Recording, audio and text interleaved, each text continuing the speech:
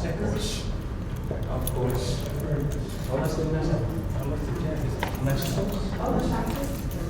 Yeah, well, we have two cars. Yeah, well,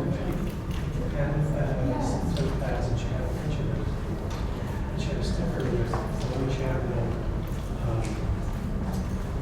watercolor. And she's doing prints. So she sent her original artwork. Yeah. Kitty Quiz. So she wants to quiz. And I saw it. That's supposed to be pushing that power load. It's just the advertising. Yeah, which one? Yeah, your faces. Yeah. So I was telling her. Yeah, I noticed. Low signal. Lights at. There's no way this doesn't have a USB where you can just No. load it directly. No. To load it, it's just a visual output. The problem is, I'm thinking since the jack was pushed back, unless the pin might have messed up. Now I'm just asking for alternatives. Like, you just load it into this if this has a USB. Use this. I just want to be able to point. No. That's just suggesting. Just instead of the other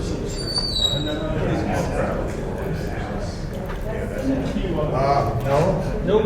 This one, what about these sockets don't work? Nah, it's the communication. The power's on. Well, as I said, I just had to take off. This, unless the pin is bent and it's not coming through. You understand? Unless someone pulled it. Yeah.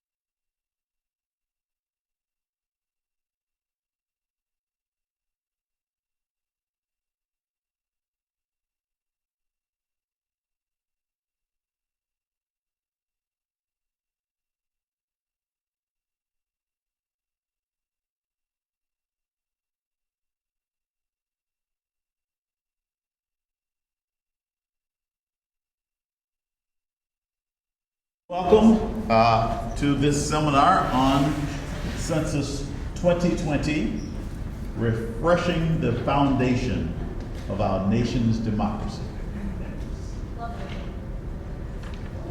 And our speaker is my homeboy, actually, Dr. Tommy Wright. Tommy and I grew up in Birmingham, Alabama in the late 50s, early 60s. And it was about like you've read in the history books and heard. It was that way. But the impact on us was probably not what maybe you might have thought. I think Tommy certainly and I were blessed with a lot of teachers who really invested in us and wanted to make us everything that we could be, so they sort of lived through us vicariously so that we would be prepared for opportunities that were not available to them. And certainly, I owe them my career, and I'll let Tommy speak for himself. During that time in Birmingham, Tommy went to Ullman High School, along with Freeman Hrabowski. Tommy was 1 year ahead of him. I guess one of Tommy's counselors was Condoleezza Rice's father. So those were the type people that were in Birmingham. Although also Shirley Malcolm was matriculating in high school at that time at Carter High School. And I was at Parker High School where my principal was Colin Powell's father-in-law, believe it or not. I don't think we recognize how fortunate we were coming in to have such luminaries advising us and teaching us. Well, Tommy left Ullman in 1965, and although Birmingham is not the largest place, I didn't meet Tommy until we met at Knoxville College. He was 1 year behind me. He was a math major and I was a chemistry major. We met at Knoxville College. After graduating from Knoxville, Tommy went on to the Ohio State University to get his PhD in mathematics and statistics. After that, he has spent time, come on in, everyone, on the professional staff at Oak Ridge National Laboratory, where he spent almost 20 years. He also did some teaching at the University of Tennessee, Knoxville since then. After leaving Oak Ridge, he came to the Washington area to join the U.S. Census Bureau in the late 1990s, where he is now the chief of the Center for Statistical Research and Methodology. I'll let him tell you exactly what that is, but he's the guy who's responsible for the data that makes this country run. Hopefully he'll tell you a little bit about that when he introduces himself. But the focus of his talk this afternoon will be on the census, how it is conducted, some of the implications of those results, but basically how it's used to apportion the seats in our House of Representatives. So without any further ado, our guest speaker for the afternoon, Dr. Tommy Wright.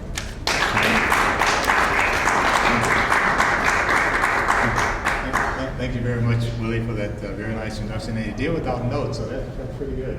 I like that. I want to correct one thing. I'm not responsible for the data. My colleagues and I are responsible for methods. So we do research and methods, and we are removed from the front lines, but we work with our colleagues in the decennial area, as well as in the economic area of the Census Bureau, as well as in the demographic area. And I'll try to make references to some of those things there. We're primarily researchers, and the issue is what do you do with data? So that's the kind of things that we worry about. Thanks for coming today, and I think those people are saying there should be a class in here, so I don't know what is going on, but maybe it's okay. Keep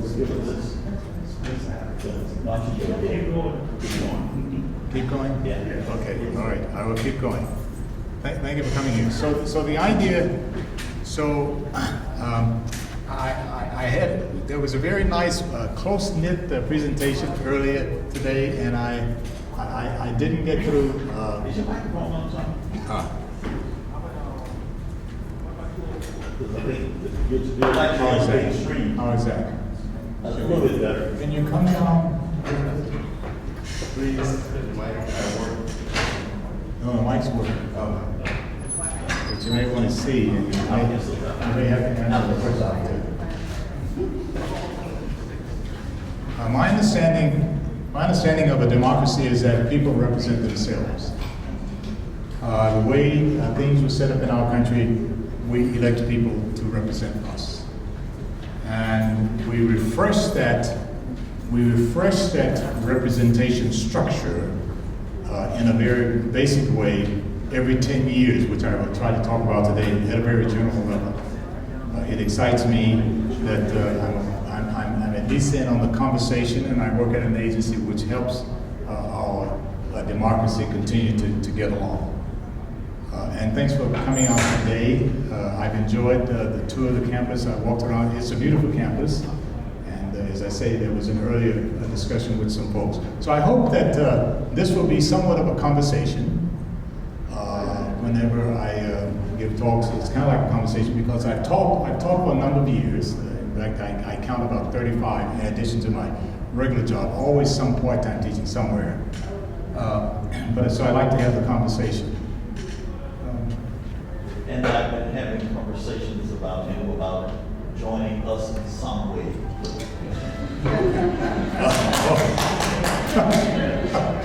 All right. Okay. And if there are questions or clarification that you want to ask, that's fine too.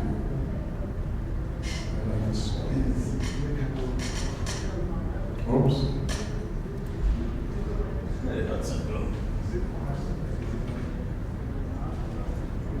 Go ahead, Tommy. I'll get Hudson back here. There's a disclaimer that anything I say is the views of mine. So the Census Bureau, I wanted to say a little bit about the work of the Census Bureau. If it's not clear, we conduct a census every 10 years, and essentially we get counts of the people in our nation.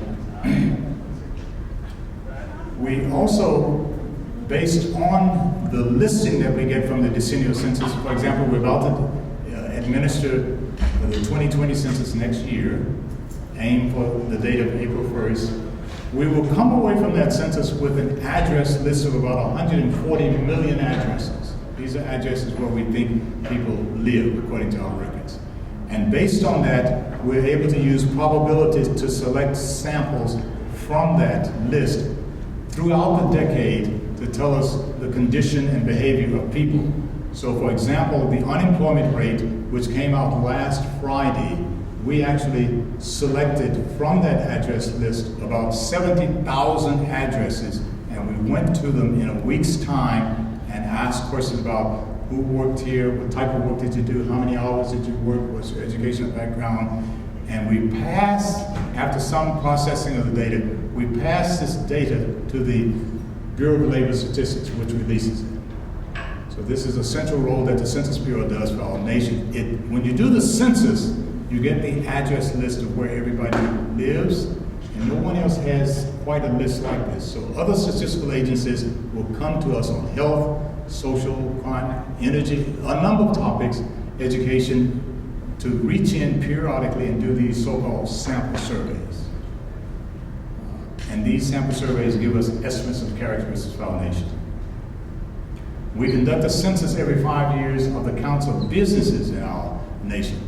And we've just concluded in 2017, for the year 2017, we actually concluded a census in 2018 of the businesses. So we count different types of businesses, and we're releasing the data just in 2019. You don't hear much about that census. We also conduct, as a result of the business census, we conduct lots of sample surveys. monthly, quarterly, and annually. And these sample surveys give us information constantly about our economy. So for example, we collect on manufacturing, construction, retail sales, wholesale sales. We do stuff sent out of the country, what's the value, stuff imported into the country, the value, and the source of the trade balance. A number of statistics we produce. And other statistics we produce, these are economic indicators for housing starts.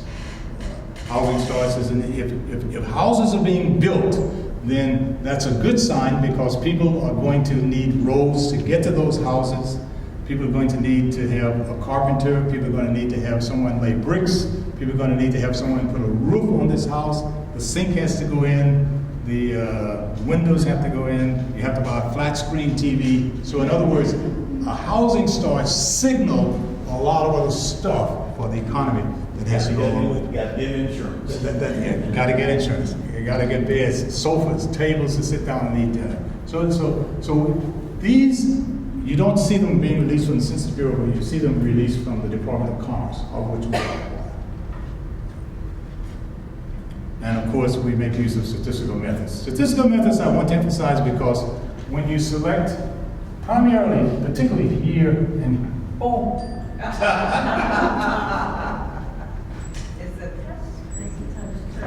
I don't know what to do. Which one? The Dale. It's in the screen. No, Dale, where the Dale. This one. I think you have to unclick the pointer button. Yeah. Click the, I think Somebody come down and help. We got an expert coming. Hey, I wouldn't say that. I'm just gonna try some things. So let's see if, Oh, great. Made it too large. oh, too small, okay. Too large. You had two mountains up here. Let's try, well, I don't know what the, where is Yeah, just make it down to 100. You know, it says 200 on the thing. Too large. But I can't change the Zoom number. in, Oops. zoom in, zoom in. Or we want to zoom out, right? No, zoom out. Just keep zooming out. Okay, Okay, good. okay. Or you could have done it right here. Just the size there. Thank you. So we know I say statistical methods, particularly when we reach in and get this subset, is that we use probabilities. So when we reach in to take a sample of 70,000 addresses, we're able to make an inference about all 140 million addresses.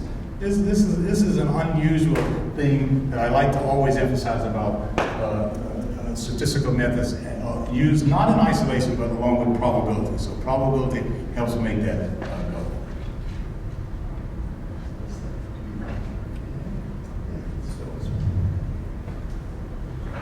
Well, Tommy, at the risk of screwing things up totally, let me see if it's larger, smaller than it used to be. Let's see if we can get this larger. looks like it was about the size. Try the double arrows next to it. Right here? Yeah, see, but hopefully that doesn't make it too, That's too big. I think You tap it. It was optimized before and now it's not. How do we get it back? Just tap it, I yeah. think tap that finger button to the right again. To the The right. finger button? Yeah. You see Yeah, that? you want to get off, you want to be off of that. Yeah, tap This? that one. Yeah. in, Yes. And then. I'm missing the bottom. Yeah, let me, Yeah, I think now you. That's big. Okay. That's it. If we do that. That's it. Okay, but that's still. That's perfect. But now He can, No. he has, you have the whole slide there, right? Yeah. That's fine. Not advancing, it's not advancing. How do we? That's the part I don't know, so we may just have to touch it here, but then you'll have to click it. So I'm gonna put the whole slide down, and then I'm gonna go find, You wanna try research it? if I wanted. Well, so right now, I was gonna pick the whole thing down, and I'll go find, our technical guy. that he could fix it the way it was. Okay. But go ahead. Okay. So, I'll verify. some uses of data. The data we collect helps us understand the people's condition and behavior, and in particular who we are, how many we are, what we do, where we live, and how we live. Specifically, which I want to focus on today, when we do the decennial census every 10 years, there is the issue of how to reallocate or reapportion the 435 seats in the U.S. House of Representatives. To draw boundaries, to meet local, state, and federal requirements for representation, to assist in the allocation of hundreds of millions of dollars per year in state and federal funding, to local, state, and tribal governments, to plan economic development, and assess the need for schools, hospitals, job training, and so forth. And let's see, am I supposed to hit this? To plan communities, to predict future needs, to plan the allocation of roads and public facilities, to analyze social and economic trends, to plan and evaluate government programs and policies. I find from where I sit, people like to make decisions, and to avoid being biased or prejudiced, people like to point to data. And I find that desire is increasing, in particular as we have an abundance of data coming to us from many sources. Our use of Google, our use of our cell phones, use of Uber, everything I do with my credit card. One Saturday, I could get my receipts and you could see what Tommy Wright has done on Saturday morning. He fills up his car, the receipt is captured, the amount, where, time. He goes across to McDonald's and picks up something for himself and his wife, if I can remember what she wants. He stops by to drop off shirts and pick up shirts. You can tell my story by looking at my credit card use. Well, so data are coming us in many different ways. So I can't advance this. Excuse me. Okay. Or should I? He's fixing your time. Okay.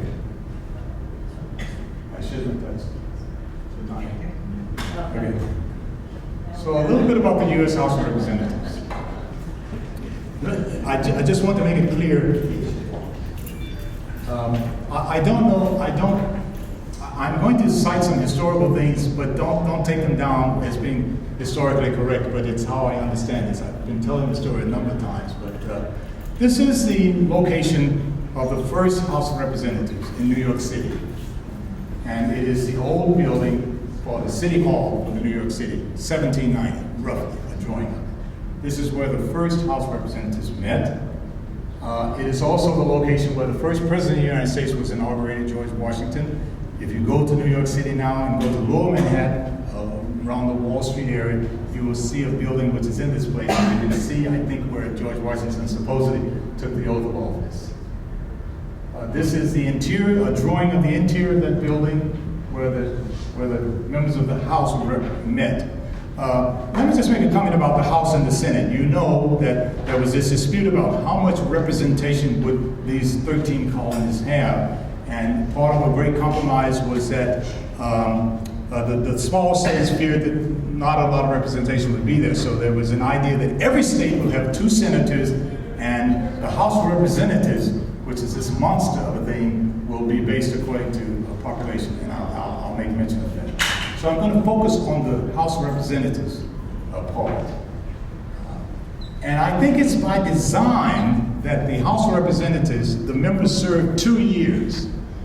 2 years, I mean, you win election and the next thing you know, you're running for it again. This is, I used to think about this a lot, but this is a way to keep these people responsive to the people. I think it gets out of hand sometimes, but if you think about the senators, you serve for 6 years, it's a different sort of thing, and this is called the House of Representatives. These people are, the senators are representing us also, but not seemingly in the same way as a congressperson. So we re-elect them short term. We want to keep them responsive to us. This is what this place looks like now. This part of the Capitol is the House, and on that part is the Senate. I didn't touch it. I didn't touch it. I didn't touch it. It got smaller.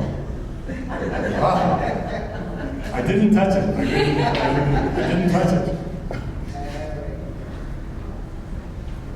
Mr. DeVoe. You do view and then slideshow? What? It's view. View and then full slideshow. Well, I don't, I usually hit view and Full screen. I don't know if slideshow will work. He's got it.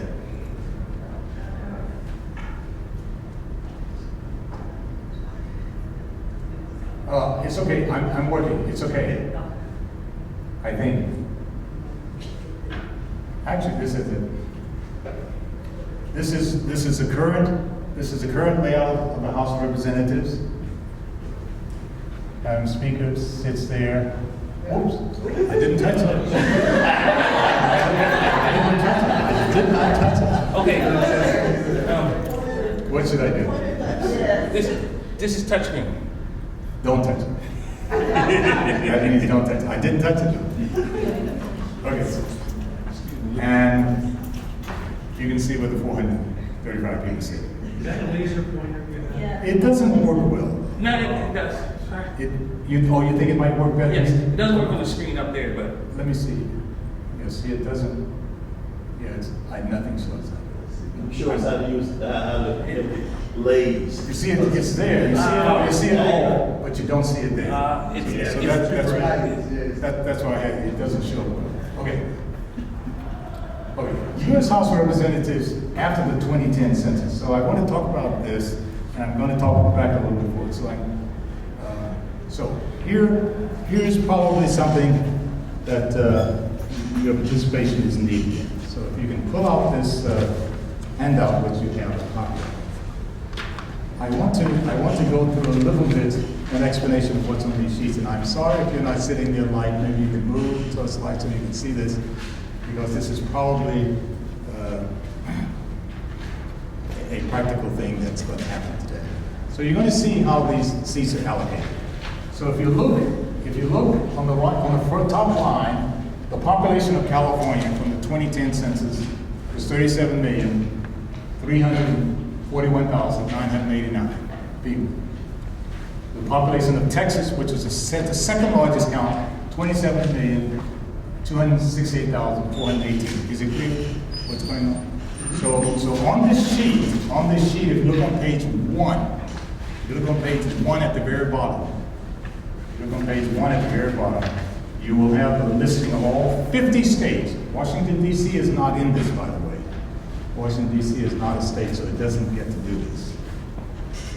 You will see all 50 states listed here in order of population from largest to smallest.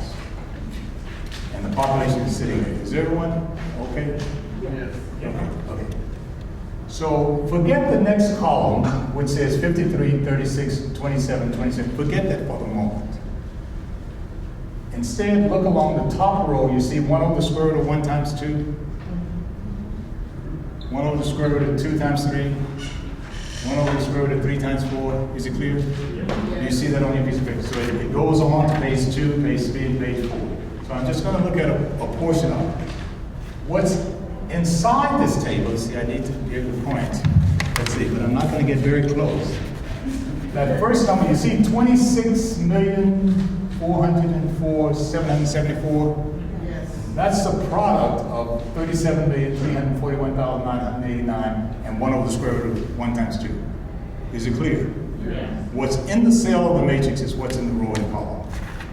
The 15,244,803 is a product of California's population times 1 over the square root of 2 times 3. Is it clear? Is it clear that how the rest of the table is filled in? Tom, Ken, I know you I didn't did this touch at it. the 2 o'clock lecture and it's not here, but could you in a sentence or two talk about the derivation, at least where those functions come from? I will at some point, but I will say a little bit. So for each row in each column, for the ith row in the jth column, what sits in the ith row in the jth position is a product of those numbers. I hope. Is that clear? Sort of. Is it clear? So the full table that I need is here. The full table that I need is here on page 1 and 2. So we all know that the Constitution calls for in terms of the House of Representatives, each state will have what in terms of House of Representatives? Each state will have how many representatives? At least what? At least one. I'm going to say that in a minute, but each state has at least one representative in the U.S. House of Representatives. So the question is, given that there are currently 435 seats, what about the remaining 385? Who gets those 385 seats? Is the question clear? Okay. Well, what you do is you look inside this table and you look for what is the biggest product. The biggest product is 26,404,774. Do you see it? Underneath it, you see the number 51. That means that the 51st seat goes to California. So now California has 2 seats. You look for the next biggest number in this table, and it happens to be what? 17,867,470. Is it clear? The 52nd seat goes to Texas. Is it clear? You march through this table, and the full answer is here for the apportionment of the 2010 census. The full answer for the apportionment. The next largest seat is back in California, so it gets the 53rd seat. And you march through this table until you get to 385. Is it clear? So that's how the seats are allocated in the U.S. House of Representatives every 10 years. So that's what's about to happen next year. We're about to collect the data for the population counts. Once we get those 50 numbers by December 31st next year, we will hand to President Trump 50 population numbers, and we will hand to President Trump these total seats. So let me continue to talk about the seats. If you look at the state of Maryland, can you see the state of Maryland? Yeah. Okay, so Maryland gets what seat? It gets the, what, 89th seat, is that clear? Yeah. And next it gets what? 139, Next? 193, 245, 295, and so on. Is everyone with us? Yes. So you count the number, and it stops at 401. So you count the number of numbers there in parentheses, and how many do you get? 1, 2, 3, 4, 5, 6, 7, right? Plus one.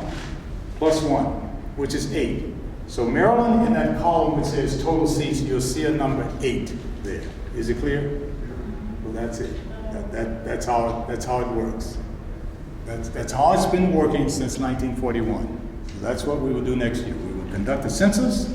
We will come over with some counts for each state, not Washington D.C. It's not in this. And we will apply an algorithm like this, and we will hand to the president 2 lists. One, 50 numbers for the population. The other one, how many seats seats does each state get? Okay, reapportionment. Is it clear? So that's the idea of refreshing our democracy. Refreshing our democracy. And those allocations of seats stay in place for 10 years. So what has been happening is that clearly there's a shift in population from the Northeast and Midwest to the South and kind of West, if you've been following this. Is it all right? That's the way we currently do it. It's not the way we've always done it, but that's the way we currently do it.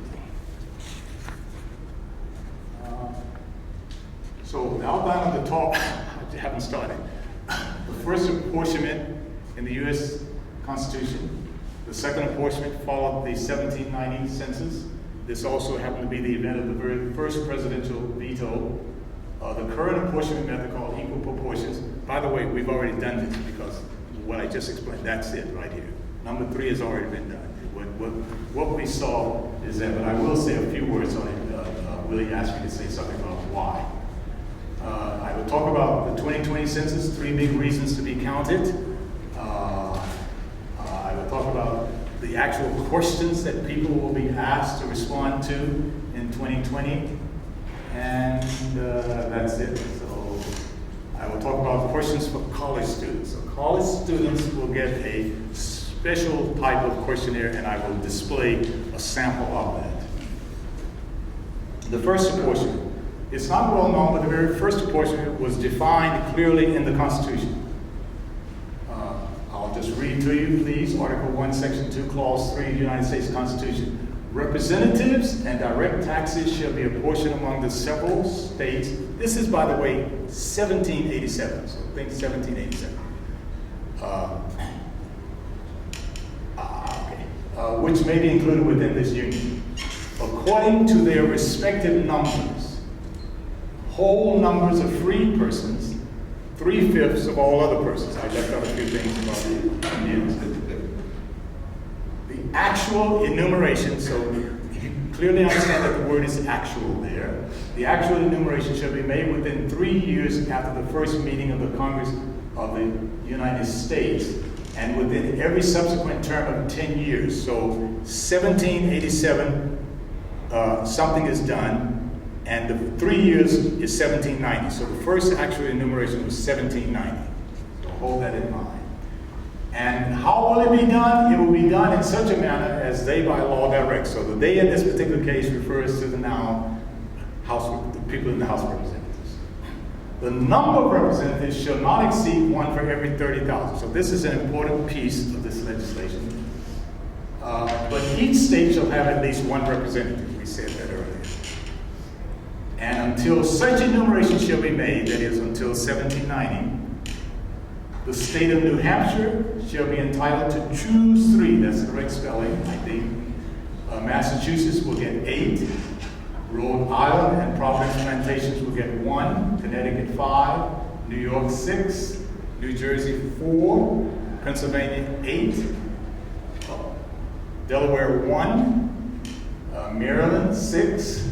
Virginia 10. North Carolina 5. South Carolina 5.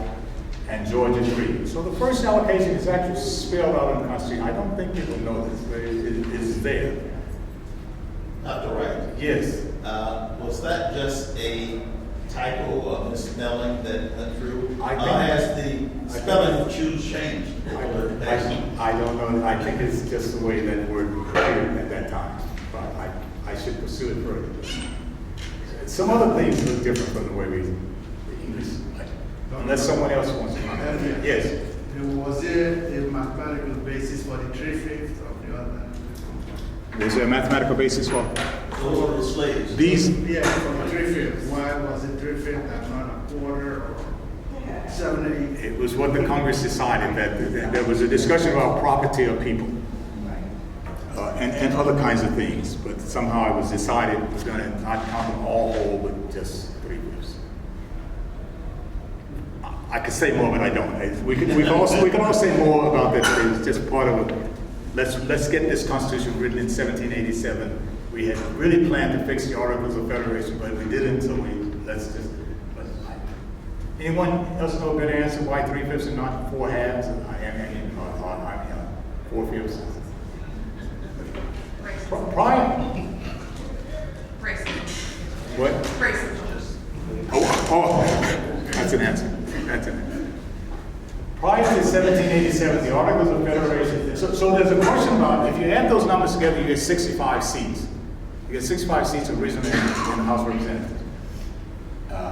And so prior to 1787, here I'm going to pretend like I know some history, but not really. The Articles of Federation permitted each state between 2 and 7 members when the states met as a continental Congress. You could send between 2 and 7 representatives, but you only had 1 vote. Your delegation only had 1 vote. Thus, the Constitutional Convention, the Constitution said, with each state's going to have 2 senators. So if you think about the upper bound of 91, 7 times 13, and the lower bound, 2 times 13, 26. If 26, 13 colonies, 2 times 13 is 26. If 26 of the seats already allocated for senators, then you might say, well, 91 minus 26 is 65. Well, that could be an explanation. That could be an explanation as to why the first House of Representatives had 65 members.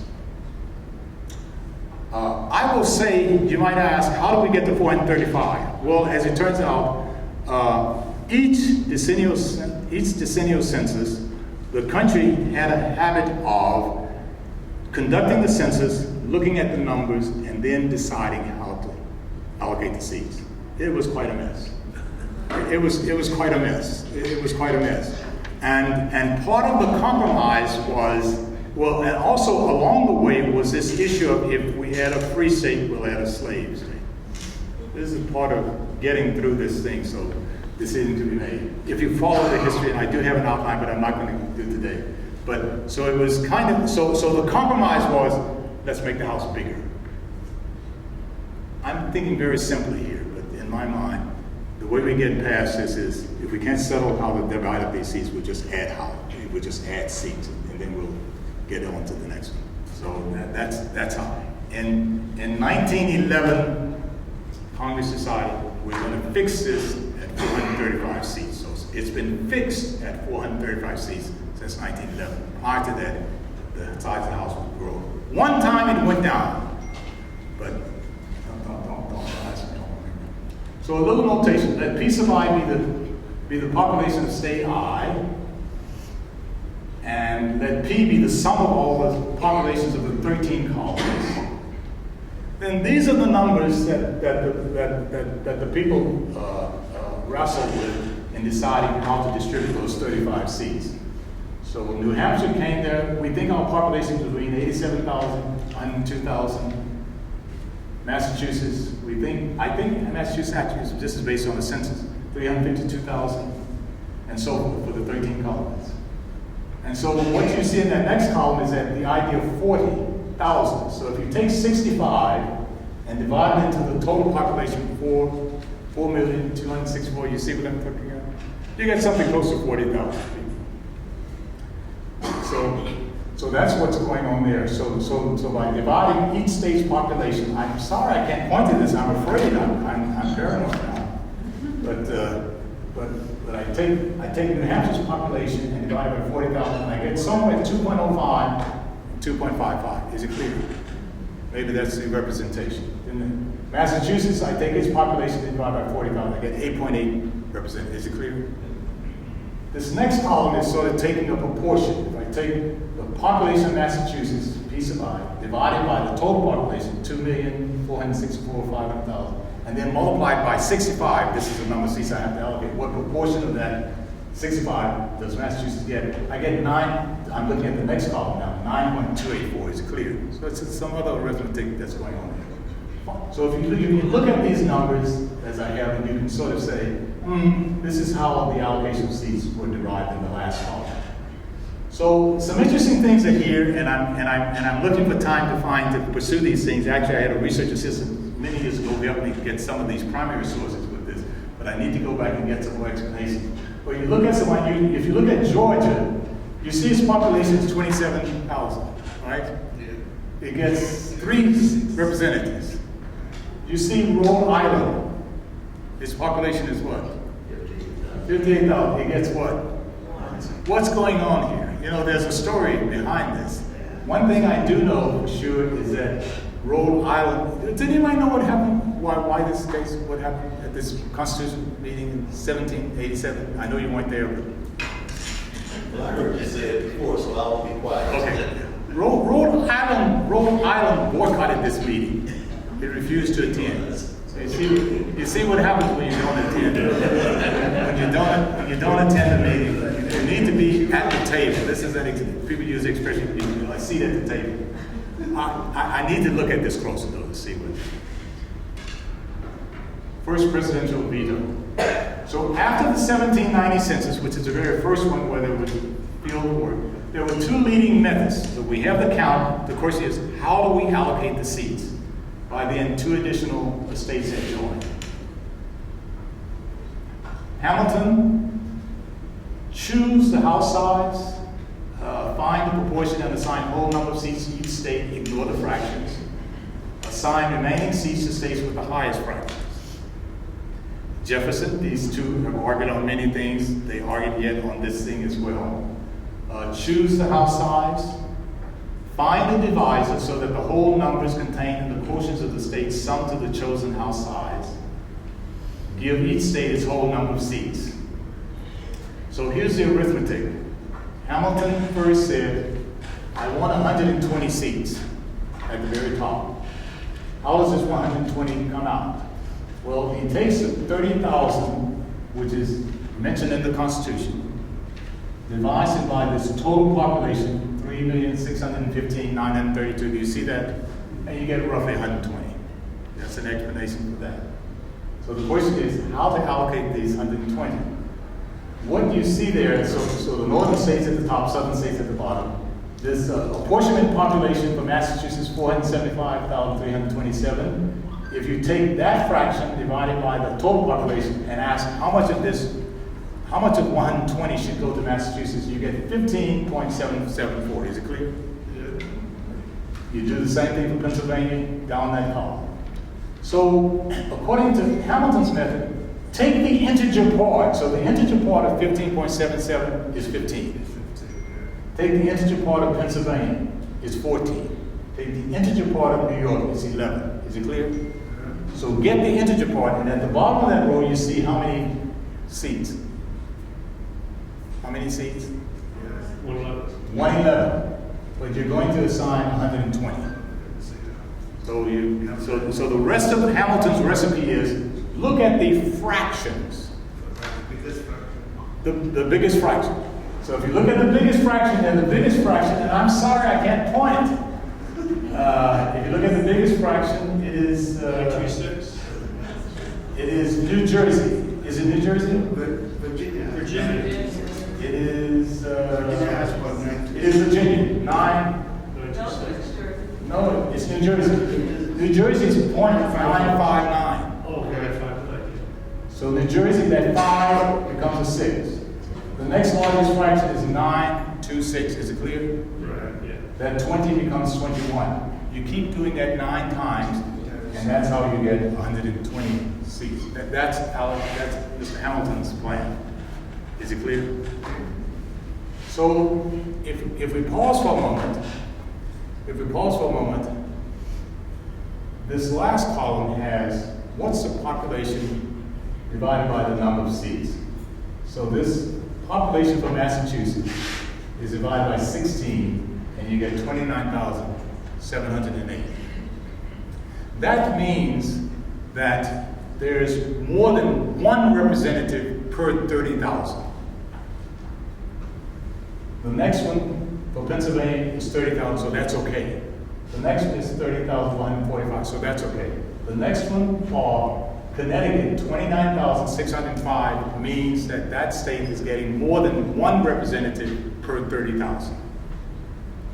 There are 8 states here that have an asterisk beside them. So we will come back to that in a moment. That's a footnote. States where one representative represents, less than 30,000, I'm sorry. This is Jefferson's plan. So Jefferson, I have a little bit more detail here. These 3 columns here, I put in a little more detail. And I just wanted to show here. Jefferson says, I want 105 seats. And the divisor I'm going to use is 33,000. And I'm going to take, well, we will see how he does it. I'm going to take each state's population and divide it by 33,000. But let's first look a little bit at this arithmetic.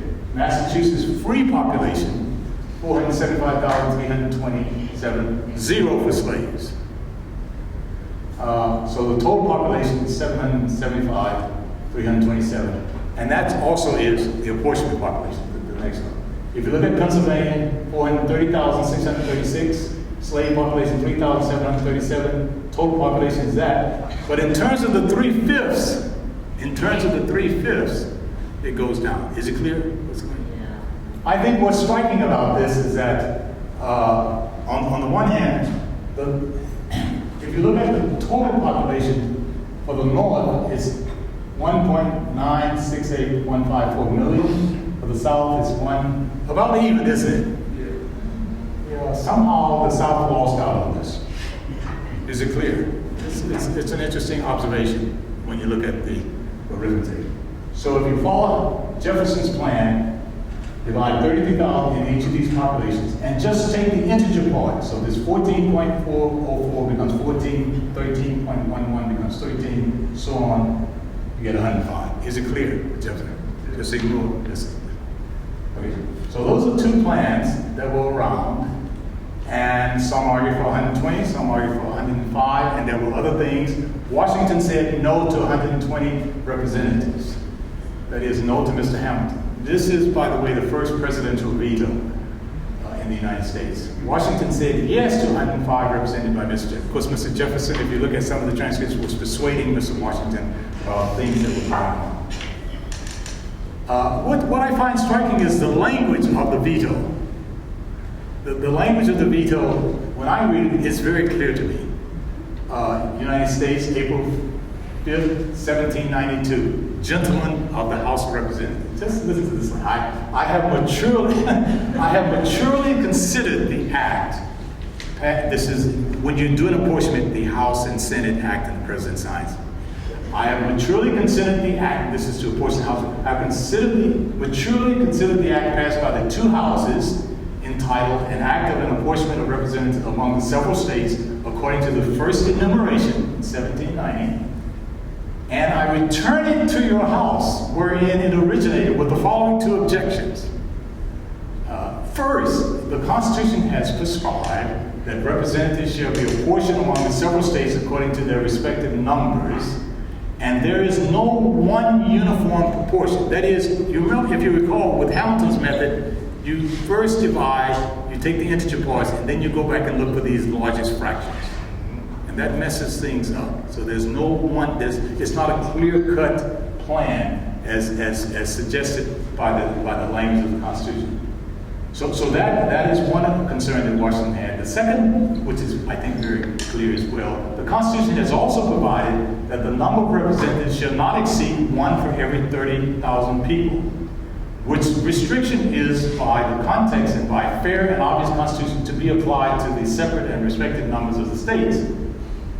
And the bill for this 120 of Mr. Hamilton has allocated to 8 of the states more than one for every 130. It's so clear. It's so clear.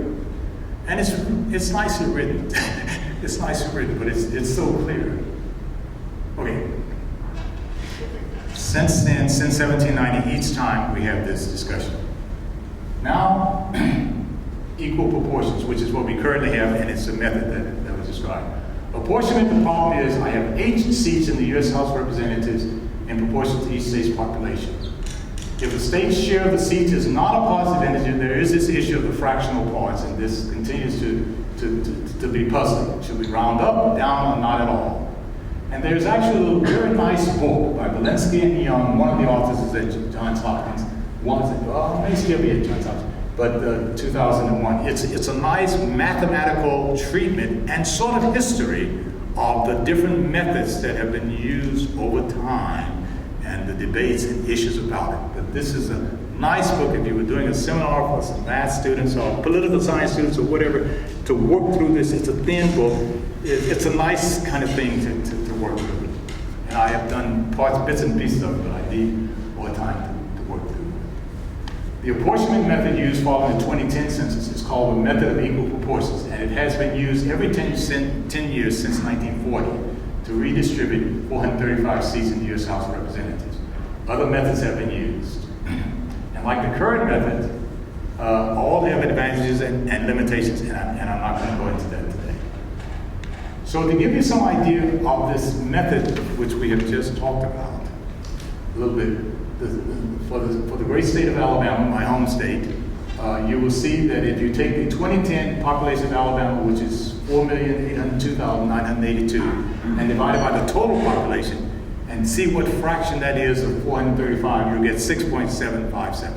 Is it clear? The state of Maryland, where we are today, the allocation would be 8.146. The North Carolina, 13.45. For Minnesota and for Rhode Island. So what do you think? So that's what we feel if we do things according to their numbers, or these words according to their numbers. We think proportionally. This method assigns the following way. So the 7 is probably okay for Alabama, our feelings about it. The 8 is probably okay for Maryland, North Carolina. What do you think about Minnesota? Yeah, it makes you wonder what is going on here. Right. And the next state, it kind of goes up. So what is this method doing here? There's a huge history behind this method that we currently have. Essentially, the ideas for this method started in 1911 when a person at the Census Bureau wrote, just imagine how many layers of bureaucracy were not in place then. A person employed at the Census Bureau wrote directly to a committee of Congress saying, you know, the way we've been doing this, the method that we're doing has some issues with it. That is a method before equal proportions. And here's another method. So this guy named Hill proposed a method, and this guy who worked at Census Bureau, this guy named Huntington worked at Harvard, a friend of Hill, and sort of improved the method. There were some issues with Hill's original things. So the fundamental principle is this, and I'll not go into too much more detail on this, is that the idea is that the state of Maryland value, which is the population of Maryland divided by the seats of Maryland, that is, how many people does each representative represent in Maryland, should be as nearly equal as possible to the state of Virginia value, which is how many people does each representative represent from the state of Virginia. Is it clear what this concept is? This is what this method guarantees in various ways, in various settings. And it's not necessarily the absolute difference. It's not necessarily the absolute difference, but it's a relative difference. It's this difference divided by the smallest of these two ratios. That is, this current method guarantees that these differences are as close as possible because you want them to be the same. And this is not just for this Virginia and Maryland, but it's for all possible pairs of the 50 states. This is quite a result. And one can actually show this, and we actually did discuss this a little bit in an earlier presentation today. On November the 15th, 1941, equal proportions is fixed into law. President Roosevelt signs and says, be it enacted by the Senate and House of Representatives on the first day, the President shall transmit to Congress a statement showing the whole number of persons, this is following each census in each state, and the number of representatives to which each state should be entitled, under an apportionment of the then existing number of representatives by the method known as method of equal proportions. There's a history behind it, but no state should relieve less than one member, so you've got to have at least one representative. Okay. There's a nice history behind all that. So I was asked to comment on why should students and people be involved and be counted. 3 big reasons. So it's hard for a very general audience talk about this.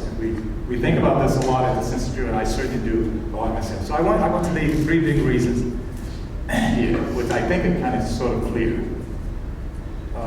Well, let's see. Oops. If we look at from the 2010 census, the population and the seats in the House of Representatives, one thing is very clear, and I show it in this graph. What's the message from this graph? So what's on the x-axis is the population for the various states, and what's on the y-axis happens to be the number of seats in the House of Representatives. That this top dot is California.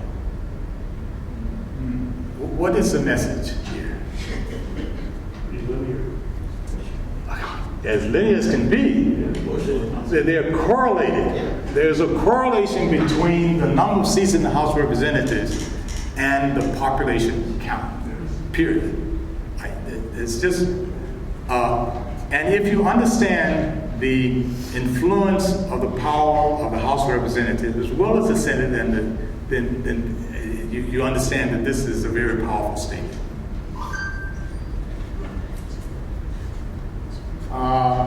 If you think about the Electoral College, which is called for, this is tied into the Electoral College. This is a population again in the Electoral College. The Electoral College representation is what? What is it? Electoral college is determined how? California has 55 votes in the electoral college. By the way, Washington D.C. is also in this plan. It has 3. But California has 55. How is that 55 determined? California gets 55 electoral votes. Texas has 30. How? Population. Can you be a little bit more specific? You're correct. The 55 number. Remember how many seats California had in the House of Representatives? At 53, plus 2 for the senators, kind of. So each state gets, to get the number of votes you have in the House of Representatives, it's your number of senators, everybody has 2, plus the number. So this is a very trivial thing, but so there's electoral power here. No doubt about it, and we see it played out every 4 years. And once again, I mean, this is kind of trivial. I'm embarrassed to be showing this, but in terms of electing the head of the government, so this is probably the ultimate representative in the democracy of the president. That's there. Another thing, which this is not from the Census Bureau, but there is a professor or two at George Washington University who studies these things. So if you look, this is from fiscal year 2015. If you look at the federal assistance programs and how taxpayers' money gets collected and then sent back to the states, I just want to point out here, there's a medical assistance program, Medicaid, in terms of grants to states. This is $311 billion. Supplemental Nutrition Assistance Program, USDA, goes to households, individuals, 69 billion. So you see these numbers here. These are federal programs that we help people, the country, all of us contribute to these things if we pay taxes. And in terms of states, at George Washington University, this professor has assigned to each state from 2015 money that can be tied mostly indirectly to census counts. I'm on a search for looking for explicit formulas as to how these things work, but I've not been totally successful yet, but I'm just showing, so that's why I'm only referencing George Washington. And I'm titling this thing 2010 Census Guided Federal Assistance Program. Where did the money go, sort of guided by census counts? So California, you see there, 37, you see the population, you see the money. Sometimes a picture makes it too. So there is power, there's voting, there is money. I don't know if that does that make any sense to anybody? You can say. Talk to us about the dot that's off the line.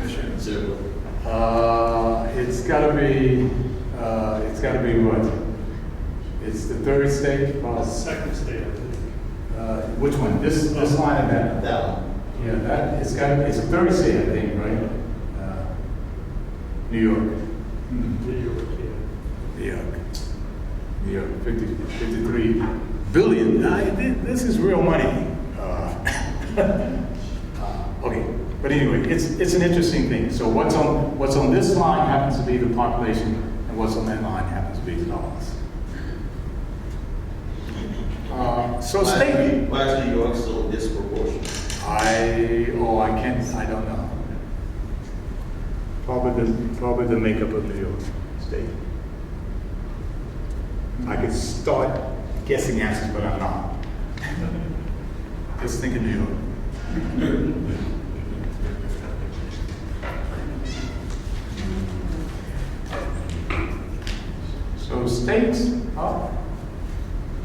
So states really take this seriously. New Mexico pushing for census participation, safeguarding, funding. 2.4 million spent. I actually have a listing of 20 states allocating millions of dollars themselves to promote for the citizens the importance of doing this. And why the states and cities doing this? Because according to Mexico's website, if you go to it, you'll see for every 1 we undercount the population. Someone in New Mexico has said the state's going to lose $780 million a year, short of. And in terms of every one person who's missed, someone at the state of Mexico has come up with this number. Now, I'm just passing on hearsay. I'm not going to explain these numbers, but I'm just trying to say what different states are doing. The state of California, I know, has allocated $187 million itself to try to be sure that its population is counted appropriately. So just think, so this is, well, let me just say it's a serious issue. The Census Bureau, so this is, I'm quoting from the Baltimore Sun. The Census Bureau estimates that the 2010 census in Maryland left out nearly 17,000 children under age 5. So this is a problem with us. Census Bureau data suggests the Maryland undercount was clustered in the counties near Baltimore and Washington, D.C. So this is Montgomery, Prince George's, and Baltimore. Johns Hopkins 21st Century Cities Initiative reports for the 2020 census program vulnerable to child undercount include these are the special supplemental nutrition program. This is food stamps, women, WIC, and the school free breakfast and lunch programs. A large child undercount means Baltimore would not receive its fair share of federal funds for schools, special education, and child care. If undercount occurs, significant losses. So these are things that different places are trying to communicate to the citizens. In 2018, the federal government distributed $5 billion just for WIC among the states, approximately $670 per eligible child in Baltimore City. Over 15 infants and children rely on food from WIC. Funds that help to address unemployment among young people in Baltimore also are in peril. This is a newspaper article. More than 8,000 Baltimore City residents aged 14 to 21 gained short-term employment in 2017, and people tie these numbers to the counts in the census. I'm just quoting them. I don't know this firsthand myself. Through a workforce training initiative that relies on federal funds allocated according to the census. So this is September 5th, 2019, Baltimore Sun's morning. Questions? What would the questions look like? It's pretty simple. How many people, so this shows up at an address. How many people were living or staying at this house apartment on mobile home on April 1st, 2020? You put the number in. Were there any additional people staying here on April 1st, 2020 that you did not include in question 1? Children related or unrelated? Relatives such as adult children, cousins, in-laws? You see the list. The third question, is this house or apartment or mobile home owned by you or someone with a mortgage, owned by you or someone and cleared without a mortgage? Are you renting it? And are you occupying this place for free rent? I wish I did. What is your telephone number that we do some checking and it's convenient to be able to call back to as quality control? Please provide information for each person living here. This question asks, give us the first name, the last name. This is a paper version. By the way, this time we're encouraging people to respond over the internet. You will be receiving a postcard, essentially, sort of, with a number on it.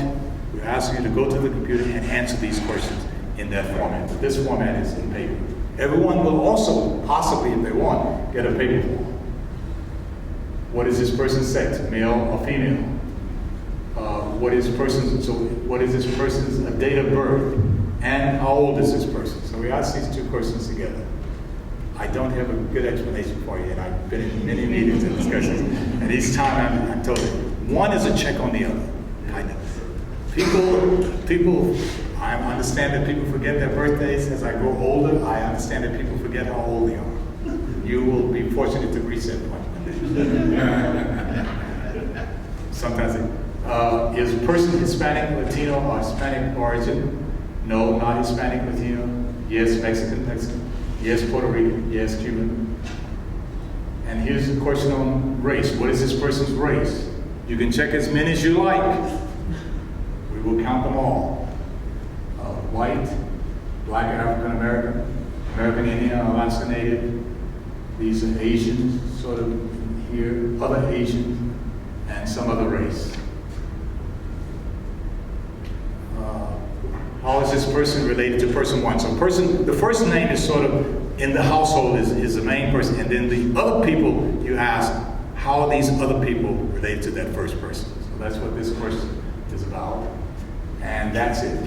College students, because you live on, and here we're thinking about dormitories, places like group quarters type settings. It's very simple. What is your name? What will happen is, well, there are different things, and so if you'll see this, you can read this on your own, but this insert, this additional insert, says to some extent how we plan to enumerate people in group quarters. A dormitory is somewhat of a group quarter. People living there, generally not related to each other, but they share some things in the household. So the idea is that someone from the Census Bureau will come to Morgan State University, for example, and say, here are some one-page questionnaires. Please distribute these, and we will come back later to pick them up. Is it clear? So these will get to people, and they will be asked, what is your name? Do you live or stay? Here most of the time? Besides here, what is the full address of a place where you sometimes stay? What is your sex? What is your age? When were you born? Hispanic or not? What is your race? And that's it. You will fill this in, probably hand it into the head of the dormitory or resident hall or whatever. We'll come back at some point and pick these up. So this is how college students will be enumerated. I should make a point here. College students, there are many things that can go wrong with conducting a census. College students represent the potential for double counting people. We want college students counted at colleges and universities because 9 months, that's where they live most of the time during the year. Their parents are used to filling out each year the tax forms, and they want to claim these dependents for tax advantage. So there's this tension of where people get counted. There are other sources of double counting. There are also sources of undercounting. How do you determine which one you use? If the person is, and we do have methods for finding these duplicates, we hope. If it's a college student and the student's here, we will count the student at the college university. So we'll look at both of these forms and we'll make some determination if this student is actually a college student and that's where the student would reside most of the time during that year.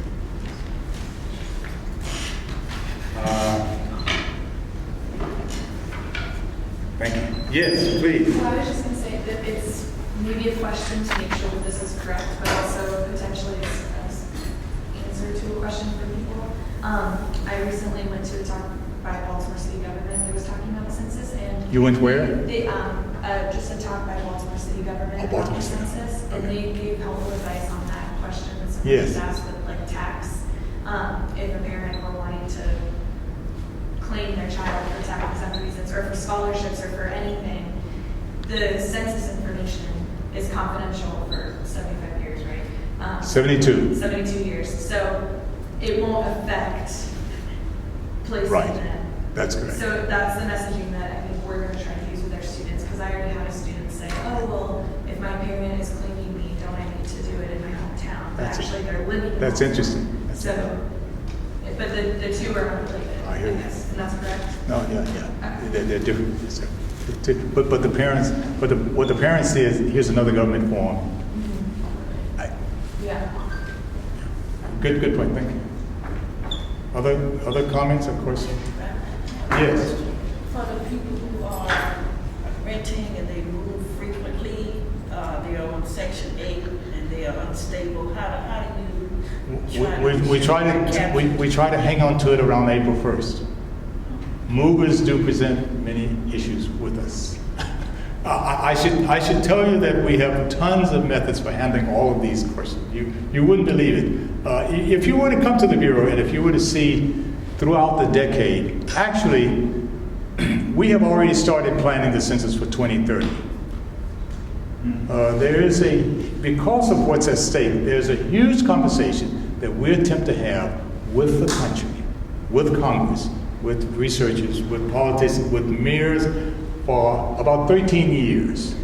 So there are issues and there are operations in place which try to address each of these things. Movers is an issue, as I mentioned earlier. Children under 5 and 4 is another issue. But in terms of the moving thing, we try to focus on where was this household close to April 1st, 2020. Children is, let me just make a comment about children. We're making some special efforts in trying. Why do you think we have a problem with missing children? Under 4 and 5. So we have evidence from other records, which when we compare, we say, well, these children should have been born, so birth certificates and other sources of information.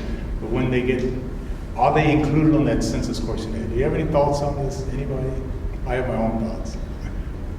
I try to tell my colleagues, I think in this country, we don't think children are humans. I don't mean that in the way I said it. We think that once they enroll in elementary school, then they become something. They become something. They're not, I don't know, but they're here. They're people. They're actually people. We don't think that it can't mean this 3-year-old child. I mean, what does this 3-year-old child know? But the Constitution says count a baby 1-year-old. I mean, so this carrying that information to the general public is a very difficult one. There's historical. What's that? There's historical precedence for that in terms of how children were treated, prior to the development of education in this country. They weren't, because they didn't survive very long, they weren't, counted until they got to a certain point, at which point they were expected to live. Because so many of them died off, and because, whether they were in work situations that, were not conducive for their health, and so they died, or whatever the case may be. So there is a lot of history behind, not counting them because they died so frequently because of diseases and work situations and whatever. I've not heard that. If you have a reference on literature to maybe I would appreciate it. I learned it in child psychology, so yes. I do it. Sorry, Sure. I call it. Okay. You can send me a reference. Other questions? Yes. I just have a question specifically in the school context, but with international students and people who are not citizens of the U.S. I know that they fill out the census, but they should not. Because it's just Let's not the U.S. citizen. Say this again. So if there are international students at a university who are here for 4 years or longer, are they filling out the census because they're here and they're using resources? And this is where they are most of the time. I don't know the specific answer to that. I'm trying to get you an answer. I can't go on the citizenship thing because we don't ask to be citizens. So I need to ask. I do know that we do count we do count people in armed services, and we do count people working for the federal government overseas. But that's an interesting question. What is the? Because I was under the impression that everybody. If you're a junior, is living if you're a is resident. junior and you've been here for 3 years, freshman, sophomore year, I need to get a clearance. If you send an email, I will tell you. Thank you. Question. Okay. Yes. The question is, you talked earlier about your sampling size, 70,000, Yeah. about 140 million. Yeah. That seems like it's maybe like 42% or something. It's unbelievable. So, yeah, how do you determine the sampling size based on what surveys you want to send out? When you're selecting particular demographics, particular areas, how do you determine that 70,000 surveys? Yeah, so just go all those companies. And more than the size of the population is variability.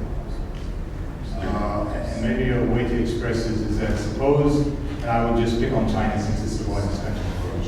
Suppose you wanted to estimate the average height of people in China, and you happen to know that they're all the same height. how many, what size sample do you need? It's variability. There are formulas that using probability that help you decide how close you might want your estimate to be to the unknown truth. Do you have, And a major part of that function is variability. do you have a particular number that you would, Different surveys. given surveys? Yeah, different surveys have different requirements because different surveys come with different budgets. So the budget is a factor into this. So how precise do you want the statistic to be, as well as what's the budget? Yeah. And there are probably other constraints as well. What are the questions being asked? So a number of factors go into this. When you send the surveys out, you give a certain percentage that you expect to get back.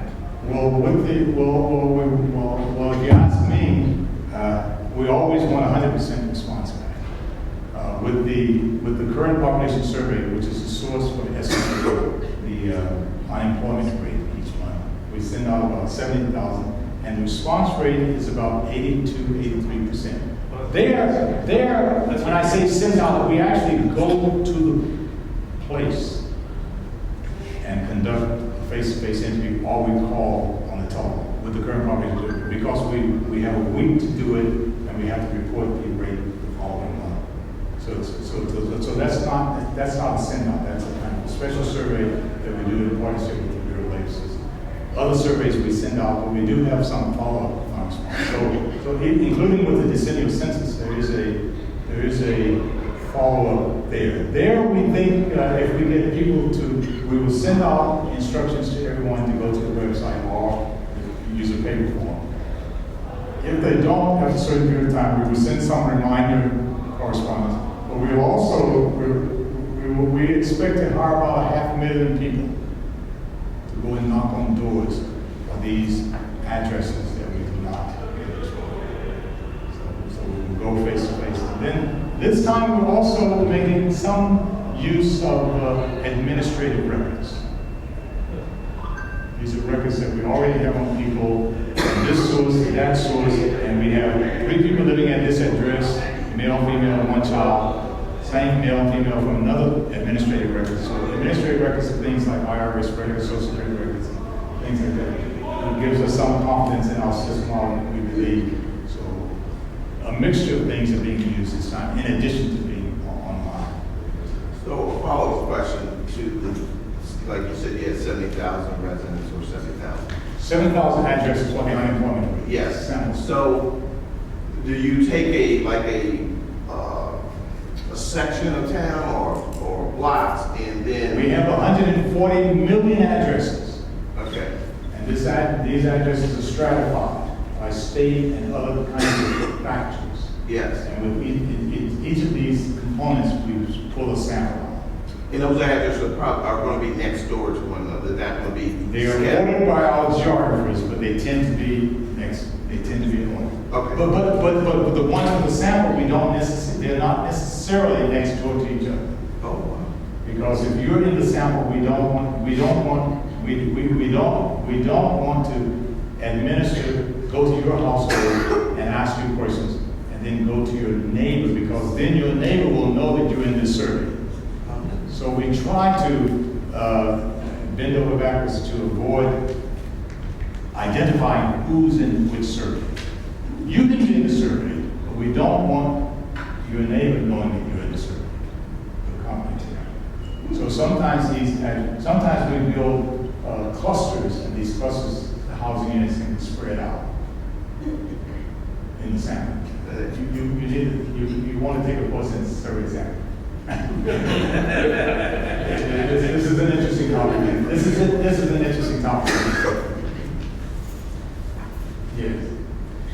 Forgive me if I missed this, but I didn't understand, and I don't know if you mentioned it, how we got to the number 435. I know that there was variability when you talked about the different apportionments. It was set in law in 1911. So there was just a number that was chosen.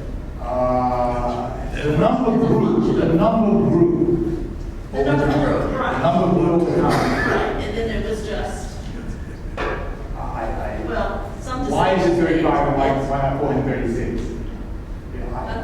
Okay.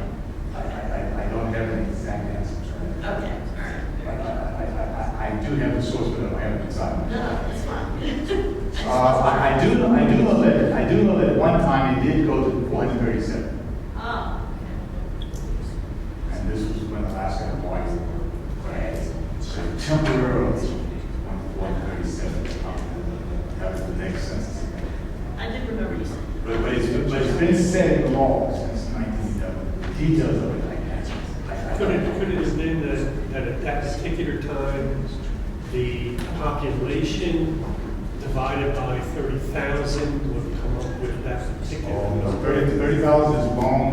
No, each representative now represents about 700 and some thousand. Yes. So it's, and at that time, it would have been more than 30. Yeah, so it's not, no, it's beyond that. It's beyond.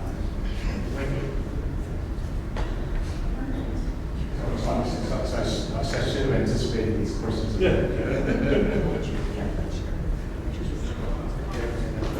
I think we now, it's now about 5:30, not to say we have to stop, just wanted to let everyone know in case you need to get anyplace else.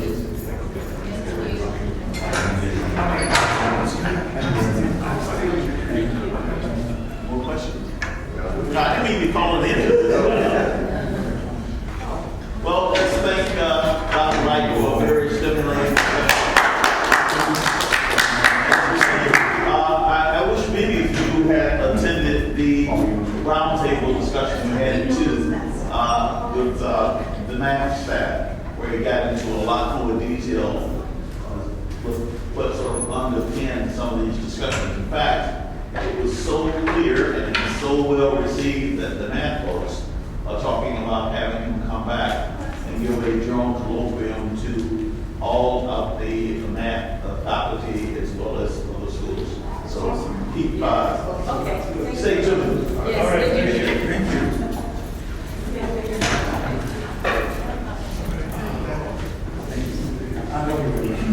Oh, yes. I'm sorry.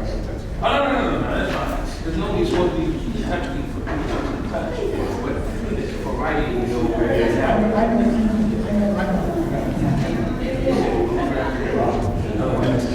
Hearing and speaking.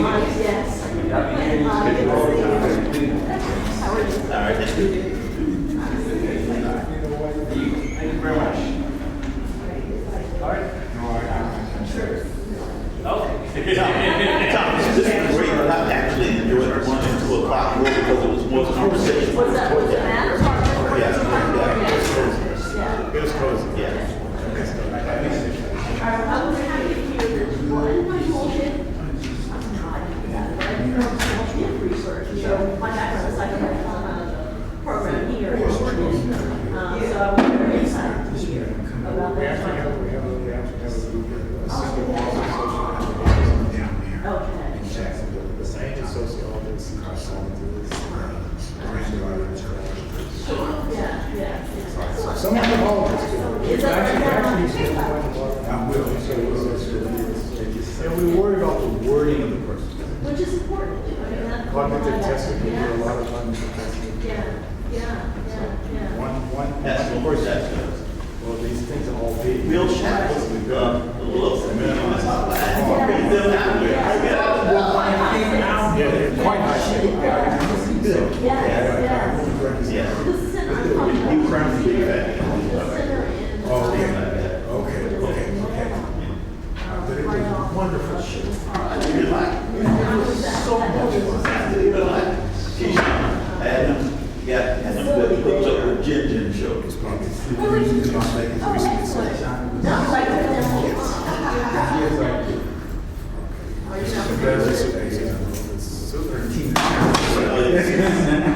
Computing center, we do. it could be. It's Suitland, is that what you're? The headquarters is. That's what I'm saying. So is that? Oh, that's all right. Okay, that's what you work. Okay, that's Suitland, right. and That's not the green line, hard. and the green line. Yeah. I grew up. What do you I'm call from- this in your man? Well, man, I'm not sure how to. No, So, yeah. just stare. Yes. Yes, hold the hands. Yeah, I've always wondered, you know, I know. Yes. when I go through the door, it's been there since it was here. I just want to make sure that Well, you said stare, I thought you like look stare. Oh, my pleasure. I was very excited. Oh, no, it was very interesting. I was hoping someone would call for my program. It was probably a little short notice when we just found out about it. But I invited my advisor who manages the, we have a particular analytics group here coming out of that program. We have our program is always And this is I was back to the second cohort, and I graduated in 2015, so we haven't been around that long. We are the only psychometric program at HBCU. But yes, anyway, it was such a pleasure. Thank you for coming. All right, I look forward to hearing those. And I'll look to find that information. And she did a whole concert for my class. That was the class. Thank you, sir. Thank you very much. Thank you very much. All right. All right, thank you. I tend to be a math guy. Thank you. Something else when you get back? Monday, Tuesday morning, like 3 in the morning. How did you do? Okay, I'm 3 gold medals. Hey! I should have had 4. What event? What event? He was in the Senior Olympics. Oh, really? Where's that? You know, man. Hey, go with Keyshawn and have a picture taken. We'll put that in our newsletter. Okay. Sounds like a plan. Where? Okay, I gotta bring the medals. He got 3 golds and 1 silver at the Senior Olympics this weekend. You? Oh, She said you. That's why he was there for the show. Sure. Huh? You took a picture? Sure.